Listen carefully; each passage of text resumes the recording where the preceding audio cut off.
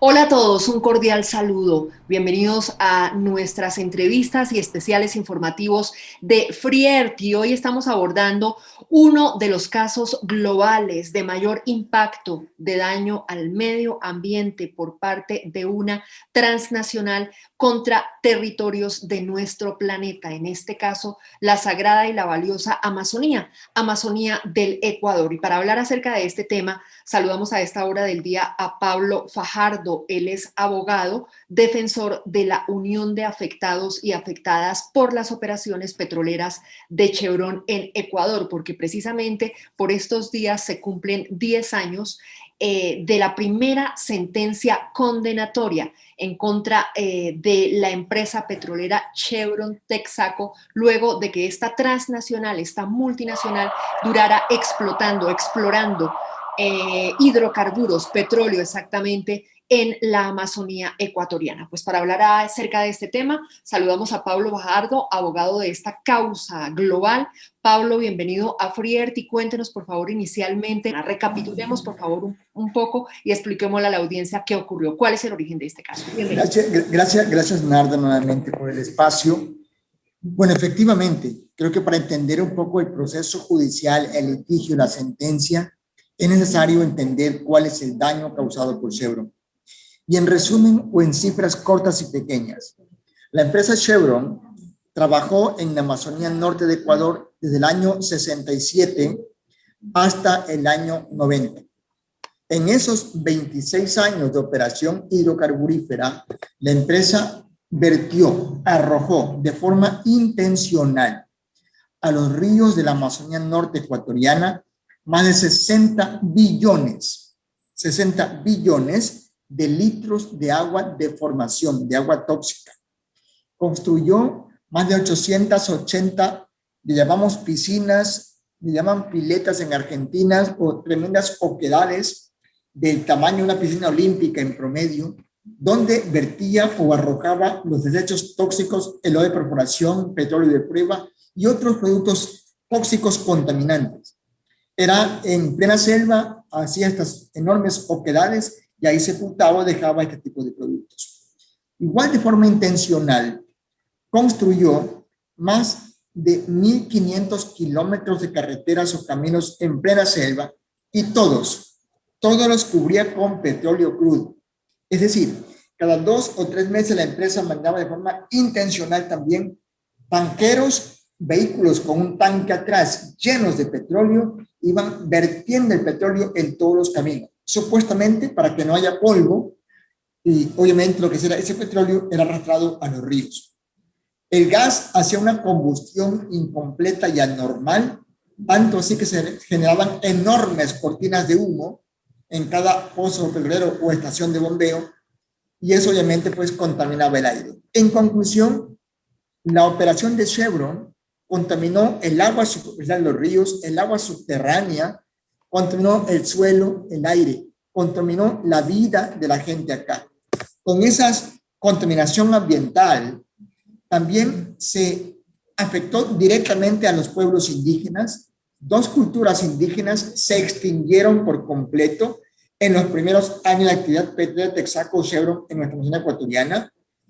Hoy encontramos aquí la tasa más alta de Latinoamérica de los casos de cáncer, por ejemplo, principalmente en mujeres, que son las principales víctimas de la violencia que generan la actividad petrolera extractiva en esta zona del país. Sí, tenemos un daño a la vida, un daño a la salud de la gente de forma realmente incuantificable. Entonces, si uno mira el daño a los pueblos indígenas, daño a la salud y también el daño a la naturaleza. Hay un daño integral, holístico, que, insisto, fue causado de forma intencional por la empresa petrolera. Mi nombre es Humberto Javier Piaguaje Lucitante. Soy indígena Siecopain de la Amazonía ecuatoriana. Esta es una lucha fundamental por la justicia. Es para que se cumpla la sentencia de reparación y recuperación de la selva amazónica, para evitar que haya más contaminación y para que la gente no siga muriendo. Hoy es por la Amazonía y mañana por el mundo. Bueno, Pablo Fajardo, ubiquémonos en el año, en el momento en que empieza esta exploración de petróleos por parte de Texaco, en ese momento, hoy llamada actualmente Chevron. ¿En qué estado se encontraba la Amazonía ecuatoriana y en qué estado se encontraban las poblaciones y las comunidades que hoy pues han sido seriamente afectadas, algunas de ellas pues prácticamente que extinguidas debido a esta exploración atroz sobre la tierra, sobre el suelo y sobre la selva ecuatoriana? Narda, cuando empezó la actividad de Chevron en la Amazonía ecuatoriana, obviamente aquí no había ninguna otra actividad. Estaban los pueblos indígenas en plena paz y tranquilidad, con armonía, con la naturaleza, con los ríos. Su manutención o su alimentación era lo que la selva les daba. Ellos siempre dicen, teníamos en pasado nuestra propia farmacia, nuestro propio almacén, supermercado, teníamos la biblioteca, teníamos todo en nuestra selva porque teníamos todo lo que necesitábamos para vivir con dignidad y con tranquilidad. No necesitábamos nada más, ¿sí? De pronto llega la empresa y empieza a destruir el bosque, la selva, los ríos, los peces van muriendo, por ejemplo, igual la cacería se va disminuyendo, ya no hay cosas para cortar en la selva. En fin, que logran arruinar casi por completo la alimentación tradicional de estos pueblos. Y luego lo más triste es que muchos de estos pueblos se ven obligados a trabajar en la propia empresa petrolera para ellos tener recursos para poder subsistir. Es decir, pasan a la población indígena de una economía de subsistencia que tenían a una economía de mercado. Y para esa economía de mercado ellos nunca fueron preparados. Obviamente tienen todos para perder. Son 25 años que vivo aquí y el petróleo mismo, las pozas de petróleo había por todo lado. Botaban el crudo, botaban por todas las carreteras. La ropa se hacía petróleo, nos poníamos nomás y nada pasaba, pero de ahí para acá ya después se van viendo las enfermedades que hay. ¿En qué año concreto empezó la exploración? Año 67. Año 67. En el año 67, ¿qué tipo de actividades se empiezan a adelantar? Mire, aquí hay una cosa muy clara, diría yo, ¿no? La empresa Chevron sabía lo que estaba haciendo, sabía el daño a la vida, al ambiente que causaba la actividad petrolera, sabía que el petróleo contamina el suelo, el agua, el aire, sabía que destruía la vida de la gente. Los pueblos indígenas no sabían eso y nunca fueron ni consultados ni informados de esas consecuencias. Esa es la gran diferencia, ¿no? Porque la empresa era consciente de lo que estaba haciendo. Por eso decimos, este es un caso muy práctico, muy claro de un genocidio, de un etnocidio, y ahora también quizás de un ecocidio en el contexto de la norma internacional. Porque la empresa era consciente de lo que estaba realizando. Los pueblos ignoraban por completo esta realidad. Entonces ellos quizás no se oponían en ciertas cosas porque obviamente no sabían que esto era perjudicial, y se oponían, iba la empresa enseguida con la fuerza pública, con el Estado, que entraba con la fuerza pública, los militares, el ejército, para reprimir a estos pueblos que se oponían, ¿sí? Y esta gente no sabía dónde recurrir porque no conocían nada, su mundo era la selva, ¿sí? Y, o sea, no es que va una autoridad que fuera que le va a atender, es que no sabían directamente ahí, no sabían que había otro Estado supuestamente por encima de ellos. Su Estado era ese, y su Estado fue invadido por completo. El valor y el principio de los pueblos indígenas es que la lucha no es para fines económicos, ni siquiera fines particulares, sino más bien con un fin de mancomunada, global, para poder recuperar sobre todo los ambientes que nos han dejado el daño ambiental y también daños culturales a los pueblos indígenas. ¿Cuántas hectáreas de selva amazónica se han afectado hasta hoy? Mire, en ese momento la primera concesión de Texaco era de 1.400.000 hectáreas que obtuvo la empresa Texaco, hoy Chevron, para esa explotación petrolera. Luego, por razones contractuales y porque obviamente no le convenía a la empresa, redujo aquella concesión a 480.000 hectáreas de selva tropical amazónica ecuatoriana. Daño sobre la tierra específico para esas 450.000 hectáreas afectadas por la exploración de Texaco Chevron. Mire, una, como decía antes, son las piscinas de petróleo que hacía la empresa Chevron Texaco y construyó aquí más de 880 piscinas de petróleo o fosas. Dos, el petróleo que regaba en las carreteras. y que era también de forma intencional y que se arrastraba por la lluvia, arrastraba directamente los ríos esto. Fue los derrames de petróleo constante que habían. 4, la deforestación no controlada para nada. 5, también el abrir canales o espacios para que venga una digamos, colonización externa también directamente de otras regiones de Ecuador hacia la Amazonía, sin ningún tipo de control y a veces con muy limitada educación en esos contextos. Dentro de los fallos de la justicia, dentro del litigio jurídico que han iniciado los demandantes, se habla de cerca de más de 200.000 pruebas. La tierra habla. ¿Qué dice la tierra? ¿Cuáles son esas pruebas de ese daño que se le ha causado por parte de... Mira, una de las cosas importantes es que, o sea, los desechos hidrocarburíferos no son como otros productos que se evaporan, que se vuelven inocuos con el tiempo, sino que estos persisten y están allí hasta que no sean eliminados. Entonces, dentro del juicio Chevron, aquí en Ecuador, nosotros realizamos 106 exámenes de expertos a sitios diferentes, con expertos norteamericanos, peruanos, venezolanos, ecuatorianos, brasileños, de cualquier parte del mundo, evidentemente aquí, traía muchos, la mayoría traídos por la propia empresa petrolera Chevron, ¿sí? Iban a muestrear, sacar muestras de suelo, de agua, sedimento, y encontraban ahí los hidrocarburos 30 o 40 años después, y ahí están todavía, ¿sí? Entonces, de ahí se recogieron más o menos unas 80.000 resultados de análisis físico-químicos de agua, suelos o sedimentos, en los que se demuestra que el problema ambiental persiste y está ahí en el suelo o en el agua todavía hasta el día de hoy. Aquí se quedan en los sedimentos de los ríos pequeños que están allí, se quedan en el sedimento, el petróleo metal pesado, por ejemplo. Tanto así, Narda, tanto así, que si hacemos nosotros en el año 2008 y 10, hicimos estudios a los peces. Y los peces que hay en esta zona acumulan cantidades considerables de hidrocarburos en sus agallas y en su grasa. ¿Sí? Entre más grande es el pez, es mayor la cantidad de hidrocarburos que acumula, porque está más en el fondo, en el sedimento, donde están estos hidrocarburos acumulados por décadas. También se alimenta de otros peces más pequeños que tienen cantidades pequeñas, pues si se alimenta de varios peces pequeños, obviamente se acumula en su cuerpo directamente. Es una cadena trófica. De intoxicación, ¿no? Una cadena de intoxicación. Correcto. Y luego, claro, el ser humano al final se consume esos peces directamente ahí, ¿no? Y ahí tenemos, o sea, justo lo que decíamos, esa altísima tasa de casos de cáncer. Esta es una de las causas, el agua y la alimentación. El agua y la alimentación. La capa vegetal, impacto sobre la capa vegetal.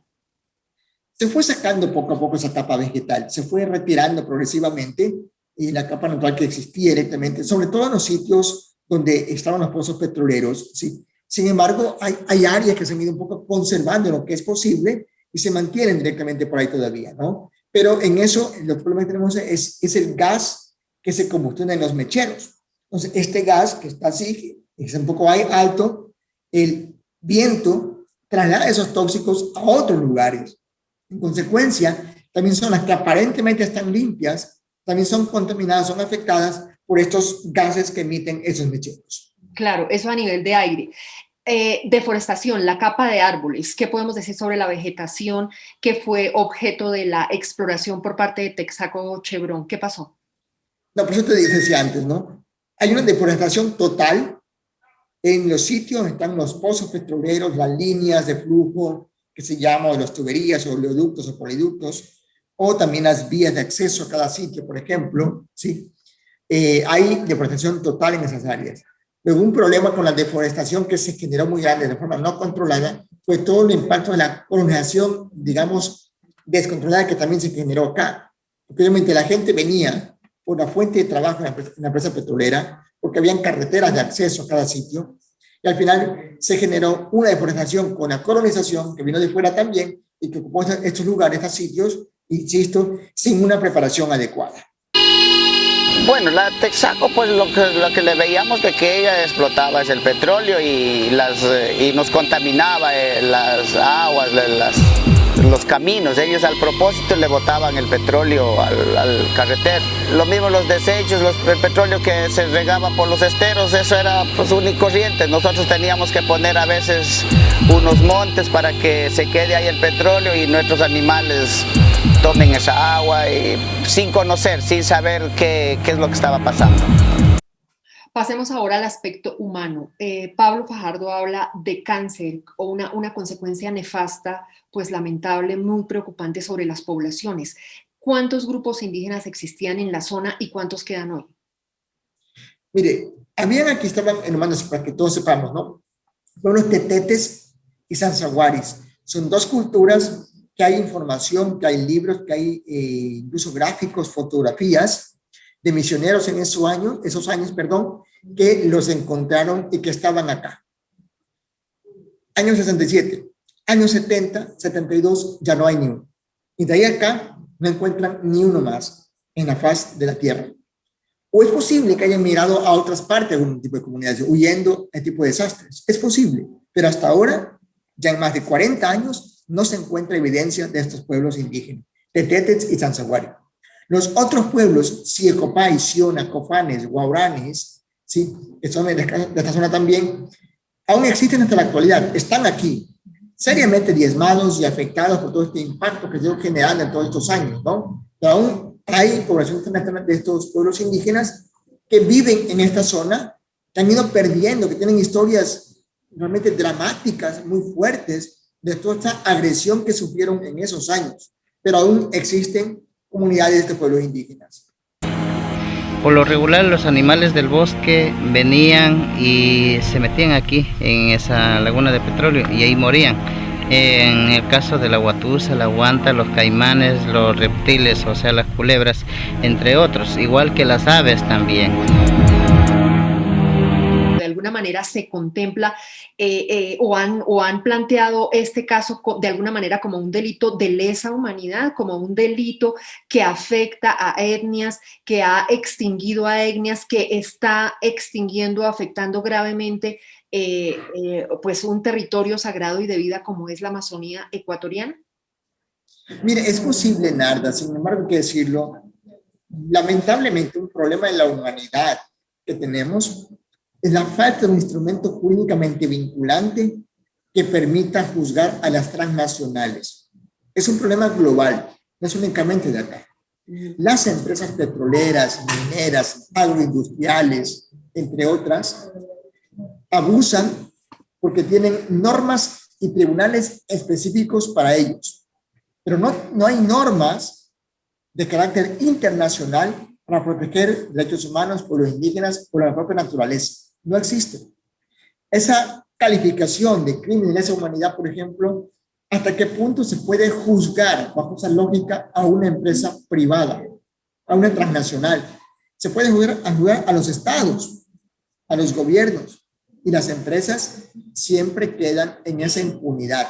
Con base en el derecho a la vida, con base en el derecho a la vida. Sí, o sea digo, la figura jurídica de tipificación del delito existe. Lo que no está claro es cómo se juzga a una transnacional en la Corte Penal Internacional. ¿Sí? Porque dicen, no, es para gobiernos. El concepto antes que había era quien viola derechos humanos son los estados, son los gobiernos. Y dicen, las empresas no son parte de esto. Nosotros, en este juicio, planteamos una demanda en la Corte Penal Internacional en el 2014. Y nos rechazó enseguida la Corte Penal aduciendo que no había méritos para esta demanda, por ejemplo. ¿Sí? ¿Por qué? Porque la estructura jurídica que está hecha para juzgar, insisto, a los gobiernos, a los estados, pero no a las transnacionales.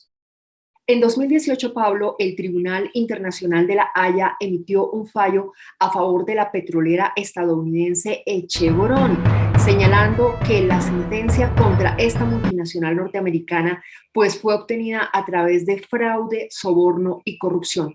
¿Qué dicen hoy los demandantes sobre este tema, sobre este fallo? Chevron es un prófugo de la justicia mentiroso. Sí, porque Chevron es una empresa que primero, hay que recordar, el caso nuestro fue planteado en Estados Unidos, en Nueva York. Chevron pidió que venga al Ecuador y Chevron dijo que se sometía a la justicia ecuatoriana. Para convencer a los jueces de Nueva York, dijeron que la justicia de Ecuador era la más idónea, la más adecuada, la más perfecta del mundo. Una vez que pierden el juicio en Ecuador, resulta que esta justicia es la más desastrosa del mundo, la más corrupta del mundo. Entonces, Chevron es un farsante, es un mentiroso y actúa como un prófugo de la justicia, ¿sí? Y luego viene Chevron también, arma todo un esquema mucho más de agresión al sistema judicial ecuatoriano y a los demandantes, ¿sí? A los actores, en la que nos va acusando, por ejemplo, de fraude. Nos acusa que hemos cometido actos indebidos de corrupción. En los últimos 4 años, Chevron comparte la mesa con el gobierno ecuatoriano. Y en estos 4 años han habido decenas de acusaciones de parte de Chevron hacia nosotros. Pero han habido varias denuncias, 3 o 4 denuncias en contra nuestra. Pero no han sido capaces de probar una sola. Una sola. Si no pueden probar una sola denuncia, una sola de sus acusaciones, es porque tal acusación es falsa, porque es un farsante, porque es mentiroso, ¿sí? Entonces, ahí está la respuesta netamente ahí. Digo, en Ecuador hay normas, hay leyes que permiten juzgar a que cometa un acto indebido, un acto de corrupción. Chevron acusa, pero jamás prueba, porque tal acusación no son reales. Se ha hablado también, Pablo, de la participación y el interés que tendría el expresidente de Ecuador, Rafael Correa, en este caso. ¿Es así? Otra gigantesca mentira de Chevron. Desde que empezamos este trámite judicial, han desfilado 10 presidentes de la República del Ecuador, 10 gobiernos de Ecuador. Este caso sobrepasa cualquier gobierno. Son 10 gobiernos directamente ya, ¿sí? No es que vengan a acusar que hay un favoritismo de un gobierno, perdónenme. ¿Y qué pasa con los otros 9?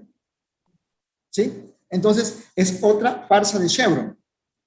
El hecho que el gobierno ecuatoriano del expresidente Correa haya tenido, digamos, una cercanía a las cuestiones ambientales, a las cuestiones de naturaleza, a los pueblos indígenas, ¿sí? En ciertos casos por lo menos, eso no quiere decir que haya una incidencia en la función judicial. Recordemos, la sentencia de la Corte Constitucional se emitió 1 año después que el expresidente Correa había dejado el poder.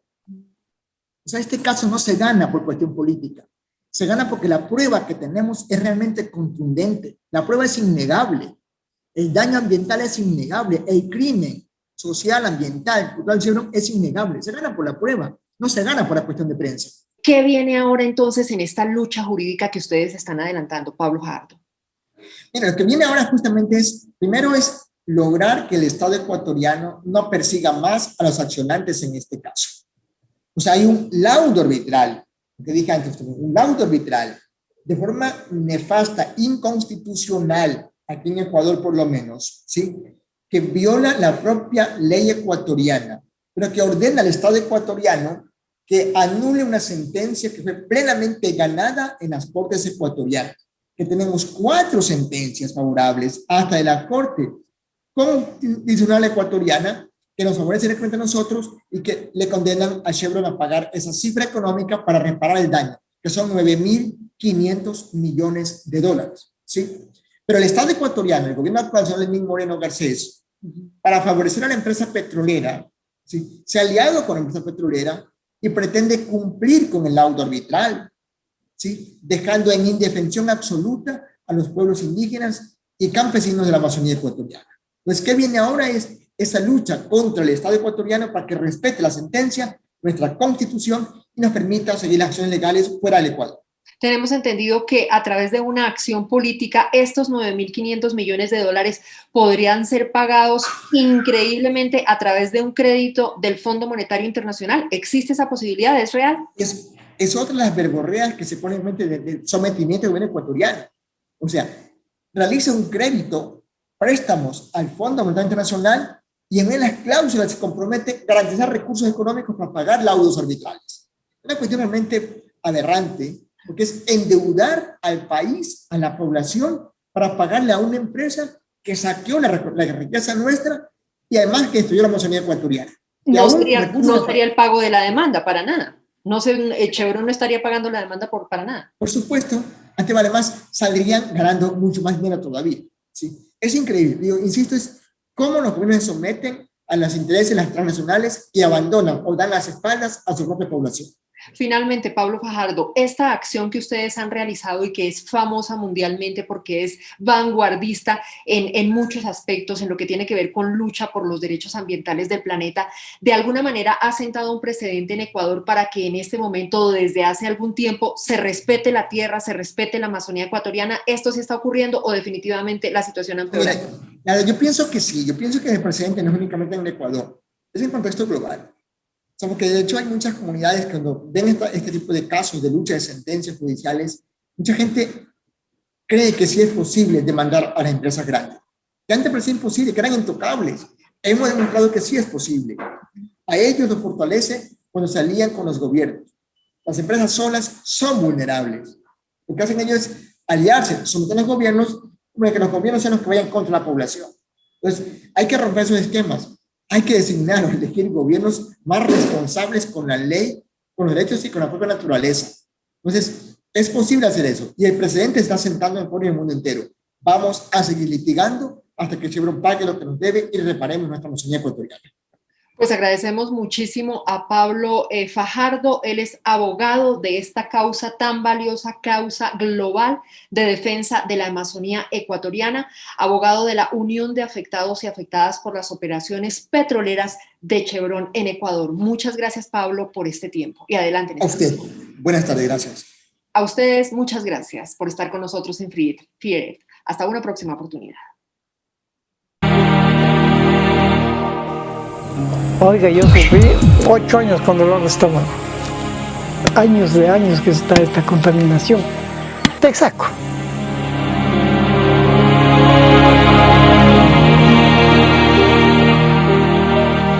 De los pozos previno eso. Y de la tubería que había en esos derrames. Texaco. Él botó todo ese químico ahí. Texaco.